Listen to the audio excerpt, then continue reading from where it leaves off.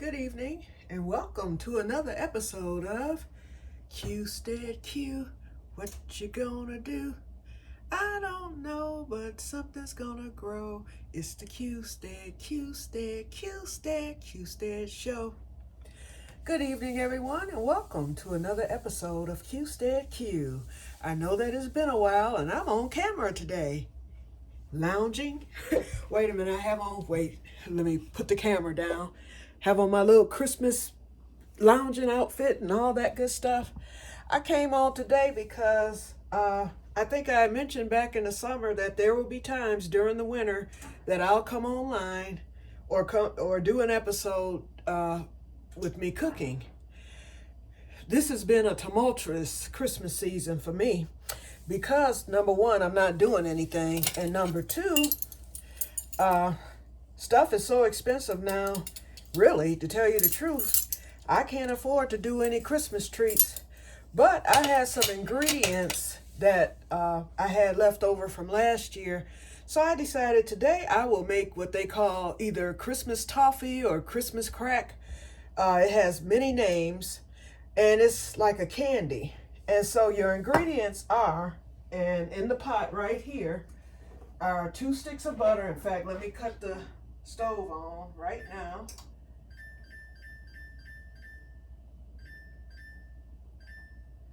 Okay, I have 2 sticks of butter. They have to melt. What I will do is mix 1 cup of brown sugar with the 2 sticks of butter. And the recipe doesn't call for it, but because I have my homemade vanilla here, and this is the rum vanilla, I'm going to add a ½ teaspoon of rum vanilla just for extra flavor.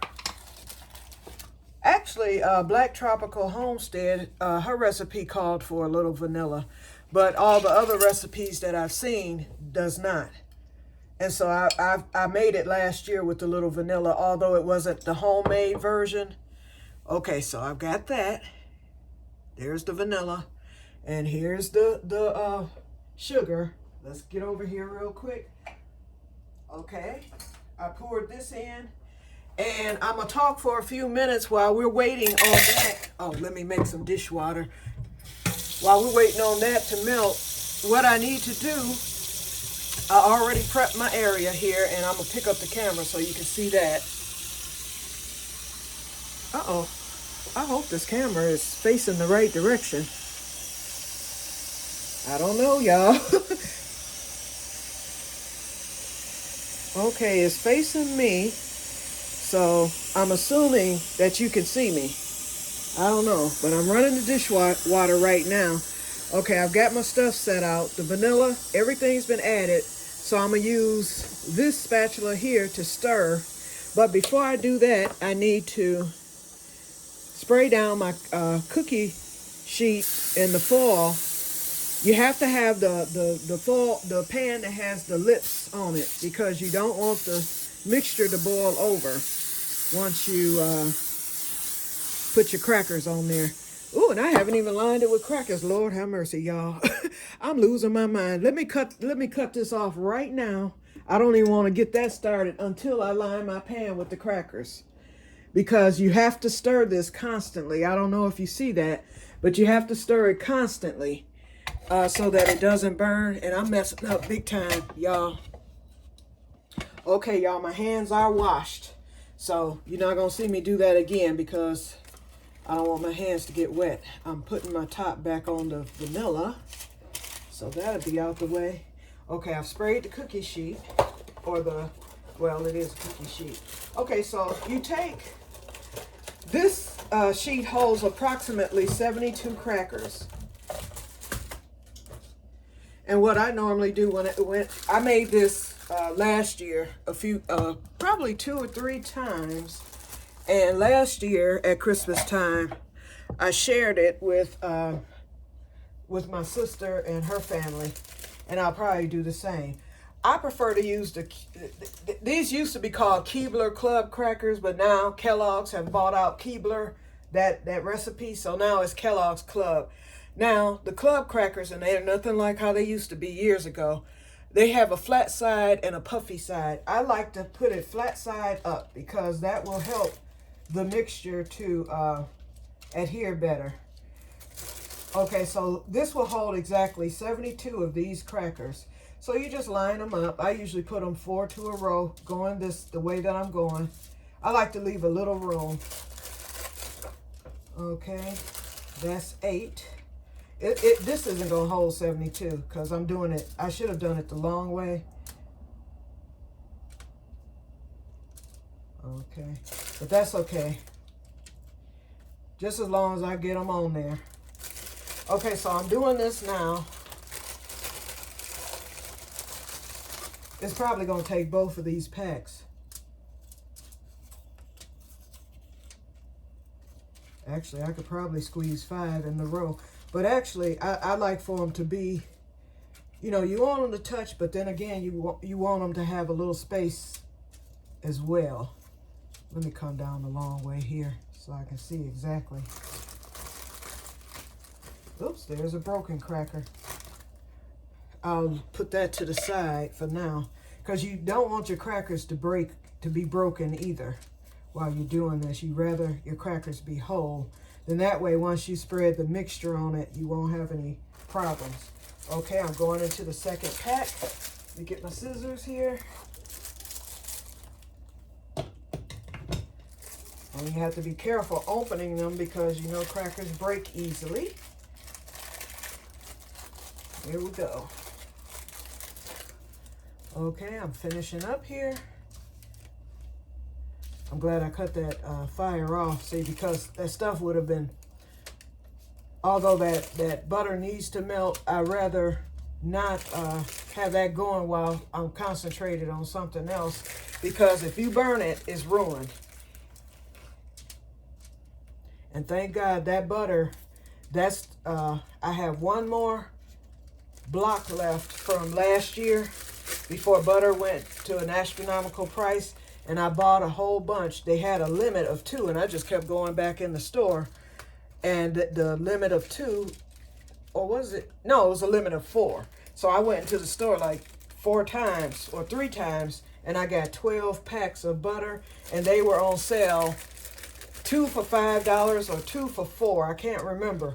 Don't you know butter right now for a pack of Land O'Lakes with the 4 sticks costs now $7 per pack. Can't afford it. And so I bought, I know y'all, I don't know if I showed y'all this. No, I haven't, because I haven't been on in a few months. Hold on. I'm going to show y'all this as soon as I'm done laying these crackers, and I'm going to have a few left over, which is fine. I can use that for some tuna fish at a later date or whatever. Ooh, I just dropped one. Okay, 2 more to go. So let's see how many I ended up with. 4. I got rows of 4, 4 times. 1, 2, 3, 4, 5. Uh-oh, let me get this right. See, you don't want these crackers overlapping either. Okay, 1, 2, 3. Why are they overlapping? Okay, I got it now. 1, 2, 3, 4, 5, 6, 7, 8, 9, 10. That's 40. 1, 2. Okay. Dang.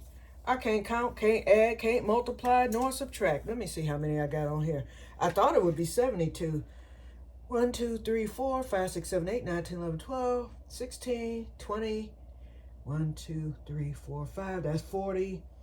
2, 4, 6, 8. Okay, I've got 48 crackers.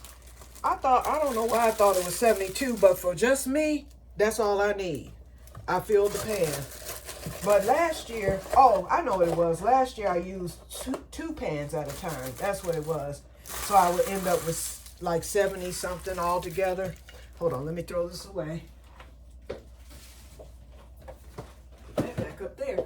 Okay, so this is what it looks like with the crackers. Oh, y'all never even saw what I was doing. Okay, so there's the crackers. I sprayed Pam cooking spray on the aluminum foil. And if you don't do that, your Christmas crack will stick and you'll have a big mess and you will not be able to eat it. Okay, so you have to spray it with the nonstick cooking spray. I use Pam, but you can use any that you like to use. Okay, let me get the camera back. Okay, now this is my first cooking tutorial live or on film. Okay, so Pam, okay, you saw the vanilla. Okay, so now Oh, what I was going to show you, I ended up buying, in fact, let me take you into my laundry room here. First of all, I bought this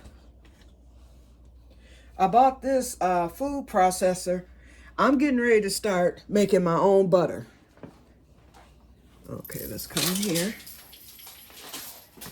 We're in the laundry room. Okay, and I also purchased, what did I do with it? Oh, it's down here. Okay, I've got all my winter stuff out too, because it's winter here. Y'all know I bought that food saver thing, which I've put up and haven't used but once, and I need to use it. Okay, and I bought a KitchenAid food grinder. So I'm getting ready to start. I went to the store last week, and regular standard, I wanted to make a meatloaf, and a regular standard thing of ground beef was $17, y'all. $17. I said, no way, I totally refuse. So I'm getting ready to find a butcher in Detroit. I might have to drive those 20 miles to Detroit, but I'm getting ready to find me a butcher, and I'm gonna buy my own meat and grind it myself. And I can put other meats in with it, like bacon or something like that. So I'm gonna do that. I'm getting ready to start making my own butter, which is easy from what I saw in the tutorial. All you need is whipping cream. So that's what's going to be done. So, and that's just to save. And then, you know, I was getting EBT because I'm disabled. They gave me only $50 a month, and that wasn't much, but it was something. Because of our Social Security raise, knowing good and well, they take most of it because they go up on our Medicare premium and stuff. But they knocked me out. Starting next month, I'm gonna only get $23. At first, I was upset, I was mad and complained, but I just learned the other day that I qualified for free internet. So that's gonna save me, it saves me $89 a month. So in the scheme of things, that little curse ended up becoming a blessing. So I'm gonna keep that little $23. I won't do nothing with it. I'll just let it build up or whatever and just keep buying the food myself like I've been doing. You know, but I'm trying to cut corners. Y'all know I'm growing. And this year, oh, I saw Lady Cheryl, she's back. She started hydroponics. And I think I might do that. Then I saw a video from In My Gardener talking about these different grow lights that you can get at Home Depot that's not even considered a grow light. It's just those real big fluorescent lights that are nice. But he was talking about the what's it called? The Kelvins and the... It's something else that you look for with the grow lights, but these are like the powerful ones, and some of them were kind of pricey, you know, like $100, but these were huge. But then there are some that weren't as pricey, and so it did better than what a regular grow light would do, and I thought that would help with my seasonal affective disorder too because of the lights. They were like the fluorescent lights you see in schools and stuff. And so, and some of them came on things that you can hang it or you can hang it yourself. So I'm going to invest in one of those, and I'm getting ready to start an indoor garden next year. I said, first of all, I'm fighting these animals. And secondly, I would like to grow year round, at least my green beans and things like that. I can keep that going year round. I have a spare bedroom. I have a table in there now that I brought in for my seed starting in the spring, but I have 2 more of those tables. I can bring those in that room, and instead of that room just being the office, it's going to be a garden too. And I'm thinking about going the hydroponic route because you don't need dirt. And that way the room can remain clean. I can keep it organized and grow my own groceries, as Homestead Heart says. Well, before I get started with the other part of this tutorial, and I'm basically going to just tell you what I'm going to do. I'm going to read off the recipe. You can do this. You saw the main thing. First of all, when you do the butter, you melt the butter and sugar. You stir it constantly. After it melts, you turn the fire up high, and it's going to come to a roaring boil. It is not ready until it comes to a roaring boil. It's going to thicken up. It's going to get real foamy, and it's going to look horrible. But that is the correct way to do it. It turns into like a caramel. After it turns into a caramel and it comes to that roaring boil, you cut the fire off, and then you have to quickly whisk that pot over to your crackers. You're going to pour the mixture over your crackers, I usually use this right here, this little thing, and my spatula, my other spatula, and you're going to spread that mixture over the crackers. After you do that, you're going to pop it in the oven, preheated to 400. You're going to pop it in the oven for approximately 5 minutes. After you pop it in the oven for 5 minutes, you're going to bring it out. Then you're going to take, and I don't have my chocolate chips here. Let me get them right now. Here they are. It calls for 1 cup of chocolate chips. And so that's probably all I'm gonna use. I just sprinkle them to where I know they're covering the crackers and the caramel. I don't like to use too much. Then you're gonna let the chocolate chips sit for at least 3 minutes so that they can melt. Once they melt, then you're gonna take one of your spatulas and spread the chocolate chips over the caramel. And then you can take nuts. I have crushed nuts already. I have pecans and cashews that are already crushed. And I'm gonna sprinkle that over top. And after I do that, I will put this in the fridge for at least 2 hours. And then after 2 hours, it will all harden. And then you take it out the fridge. You foil your tin foil up and over, and you just crack it up. You make it into pieces and chunks. And it'll be like candy. And all that caramel soaks into the cracker, so it's all going to meld together. And so after you do that, then you put it in a bowl or whatever. And I usually put mine in the fridge and then you eat on it. And it's very fattening. So this will be my only batch for the year. And it's a small batch at that. And so that's it. Okay, so now that I've explained that process, I'm going to get started here. So, and then the ingredients are as follows. You need 2 sticks of butter, which I personally think is a little bit too much. But to taste it, it's not too buttery. It's a little rich. But it's not that bad. I think if you use less than 2 sticks, you're going to be in trouble. It's not going to taste as good. Okay, you need 1 cup of brown sugar. I prefer the light brown, but you can use light or dark brown. You need 1 cup, at least a cup of chocolate chips, or you can use butterscotch chips, whichever ones you prefer. I use the regular, but you can also use semi-sweet. You also need your nuts. And so what I do is, and you can put any topping on it. You know, it don't have to be just nuts. And so I like to use the cashews and pecans. I'm not, with my ostomy, I'm not supposed to really eat nuts, but I take this rolling pin right here. I got one of these big heavy marble rolling pins that'll kill you.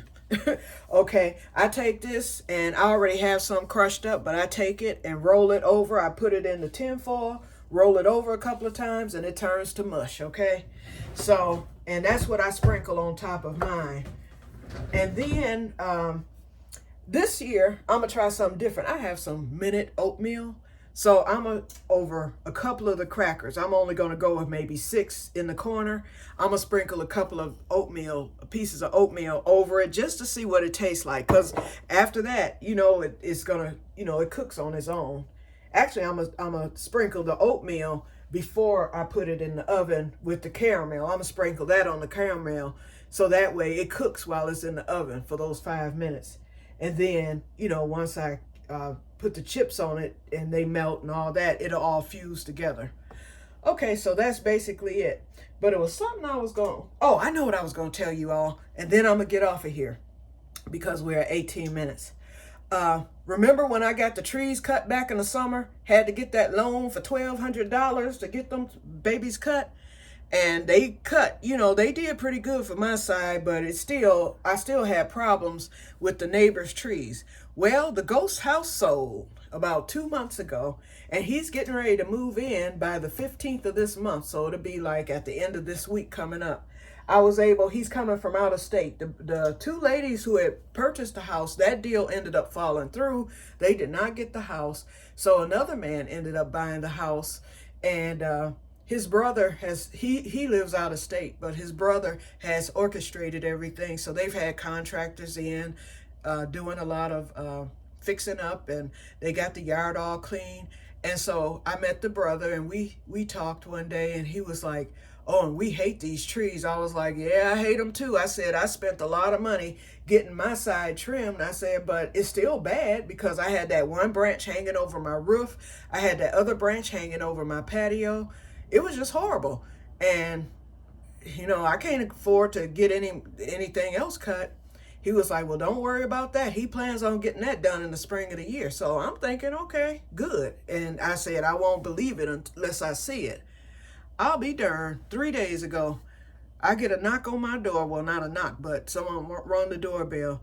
And it was the tree company for next door. He said, do you mind if I come in on your property? He said, we're going to be cutting trees in the back next door. I was like, oh, bless you, bless you. Oh, you talk about somebody getting ready to shout right in front of him. So they used my yard and his yard. Well, I'm happy to say they cut that branch, because I asked him, I was like, are y'all going to cut this branch that's hanging over my patio? And the guy said, I really don't know. I have to see, what the supervisor has us to cut. And so I was like, if all possible, if you can cut that branch, I would be happy.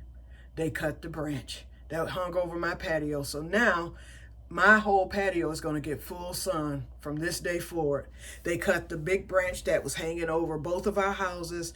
They left one, but it was a small branch that isn't quite over his house, but is over mine. But even if that branch were to fall, it would not, I don't think it would damage my house. It might knock down a gutter or something, but it may not even do that. It's that small of a branch. They did an excellent job with getting that stuff clear. And he only had the stuff clear that was a danger to both of our homes.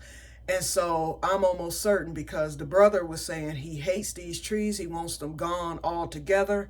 And I'm very thankful that he does. And now that he's had this part done, I have no doubt that he will carry through on his threat to get rid of the trees altogether, because they do grow fast. And y'all know that DTE is coming back to cut those 2 trees that are in my power lines. Now, I still have that monster tree, but maybe if all the other stuff gets done, I wouldn't mind taking out another loan just to have that monster tree taken out. So let's see, we'll see what happens in this summer. Then I don't know if I'm gonna sell or not. Y'all know my house payment went up $200 back in May. And if they hit me again, if it goes anywhere over 100, and I don't even want it to go up another penny, hopefully they got things settled with this, with the property taxes and whatnot. Because they claim the reason why our house payments, and some of my friends, theirs went up even higher than mine. They said the reason why was because the property taxes hadn't risen in over 10 years or something like that, they said. And so they had to catch up. But, you don't hit people like that. But anyway, I don't know if they're going to be still trying to catch up next year. Now, the one thing that did happen was the values of the homes here went up astronomically. When I say astronomically. In fact, the ghost house sold for, she probably got 4 times the amount. In fact, I know she did, because I think that house sold for like 160,000 or 70, which is, outrageous, but that's what it sold for, because the highest comp, or the comp in the neighborhood, was that. So, and mine went up considerably higher than what I paid for this house. I would get a good, if I sold this house for full price, which I think I probably could do. I mean, the house is junky, but nothing, I've kept it up, and everything is new in here and stuff. So they have to go by the comp for a house of this size and, the same square footage and whatnot. And so when I saw the comps for houses like mine in this neighborhood that didn't even look as decent on the inside, it was astronomically higher than what I paid for this house. So if, they go up on taxes and it's just too much for me, it's time to sell, I'll get that $60,000 or $70,000 profit, and I'm heading south. I'm heading to where the cost of living is cheaper. So I'm gonna spend this winter researching places, that where the cost of living isn't as high as it is here in Michigan. I want to be able to at least live comfortably. I don't want to struggle, and I don't want to have to, I don't mind homesteading and growing my own. I'm gonna do that regardless, but I'd rather do that in a place where I know I'm living comfortably and can at least save money. That's what I want to do, is save. I don't want to be worried about, okay, what's going to happen next? I might be making it now, and I'm able to save a little bit now, but the thing is, I don't know how it's going to be after next year or the year after that. So I will be making a decision in May of this year. Now, if my house note doesn't go up, then that's great. I'll stay put. And sometimes it can drop. Sometimes that happens. I don't foresee that happening, but if it does, then that's good too. But long as it doesn't go up, I want it to break even for next year. And where I used to live, that never happened. It went up every single year, and it kept going up more and more and more. That's the reason why, that was one of the deciding factors for me moving out of my other house, which was a much better, it wasn't a much better neighborhood per se. I don't think it was, but it was a prettier neighborhood.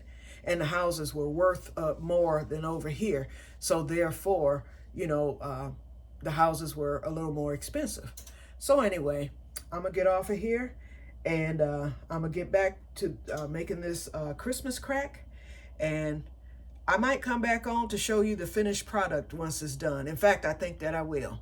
So you all have a wonderful evening, and may God bless you all. And if you don't see me before the new year, happy Merry Christmas and Happy New Year's, Happy Holidays to you. I am not celebrating this year. It's just going to be a regular day for me. And so that's it. My family's going to be gone this year and whatnot. It's just going to be me here. So, and I'm not going anywhere. So it'll just be another day. And thank God for the wonderful Christmases that I did have when I had my parents and my brother. It's a bad time of year for us, from November all the clear up until April. We're looking at my brother's birthday was in November. And then my brother's death date is the 19th, so that's coming up in the next week. We went and did our grave blankets 2 weeks ago for the graves, 4 now. Then we have my father's death, the 19th of January. That's his death anniversary. Then we have my brother-in-law, who passed away totally unexpected in a work-related accident last February the 6th. Then we have my cousin, who also passed on the 19th of January of last year. And then my mother's birthday, my late mother's birthday, is March 17th. So for those months, it's just rough, 5 whole months here. And then, then Que-stead starts back in April. Ooh, and I'm going for that eclipse, April 8th. So I'm already reserved for that. So I plan to go witness the eclipse. We get 95% of it here in Michigan. We're going to travel to Ohio, which is only 50 miles away, but we're going to go to Dayton on that day. And I told my sister we're not going to ever see an eclipse again in our life, and I want to see 100% of it, not just 95. I said this is our one chance. So I already paid for the hotel reservations or motel. and my sister's going to drive. So we're going to go see it. We're going to stay the night and then come back the next day. That is, if the weather is permitting. Okay, so I've been rambling enough. We're at 30 minutes. So you all have a wonderful holiday and wonderful evening, and may God bless you all. And I will return to show you the finished product of the Christmas crack. Bye-bye.